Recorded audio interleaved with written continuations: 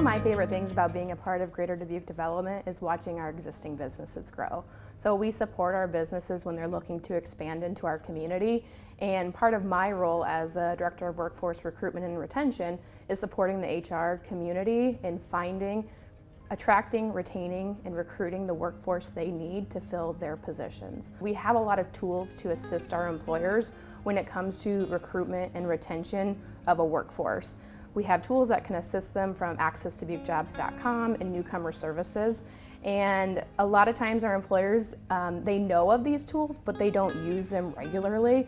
And these tools are effective when used. And so I'd just like to remind all of our investors of the great tools that we have that can assist them. If you know somebody that's new to the area, we want to give them a warm welcome, and we can provide resources, whether it's on housing options or childcare options or healthcare options. We can provide resources to help make their transition to our community seamless. We also have a program called Distinctively Dubuque, which is a 5-night course designed for people who are new to our area. And it's a fun, interactive way for them to learn about our community, as well as meet other newcomers to the community, which hopefully makes them feel a little bit more connected to Dubuque and will retain them here in our market. So everything that I do is to set a good example for my little girls.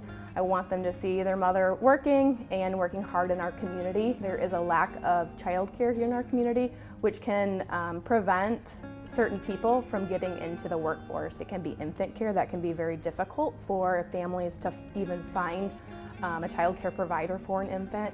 Also sick care. If my child is sick, that might mean that I have to stay home with them for the day, which means that I'm not able to go to work for that day.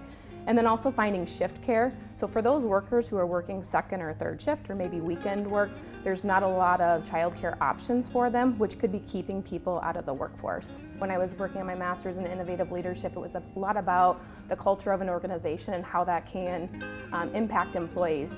And so that really got my interest in human resources. I wanted to create a positive culture for a group of employees. So what I did was actually contacted several HR professionals that I didn't even know. I just randomly reached out to them and said, hey, can I interview you? Can I talk to you a little bit about what a day in the life looks like for you and how you got to your career? Through that, I learned that many of the folks that I was talking with started their HR career in recruiting. So I took that piece of advice, and when I started my HR career, I started in recruiting. I had to take a step back to do that where I was, but it ultimately led me and gave me more experiences and led me to where I am today. You gotta lead and you gotta show the way. So I'm not going to ask somebody to do something that I won't do myself. There is one book called The First 90 Days by Michael Watkins, which is a book that I've really enjoyed reading, especially as I've transitioned in my career.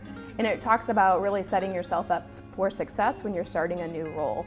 So whether it's a new role within an organization or with a new company altogether, it kind of walks you through what you should be learning and focusing on during those first 90 days are really the building blocks to starting your career. Strive not to be a success, but rather to be of value. So I think that's an important quote. It shows that what we're doing, what I'm doing is for a reason. I'm not doing it to impress somebody else, but I'm doing it because I feel it in my heart.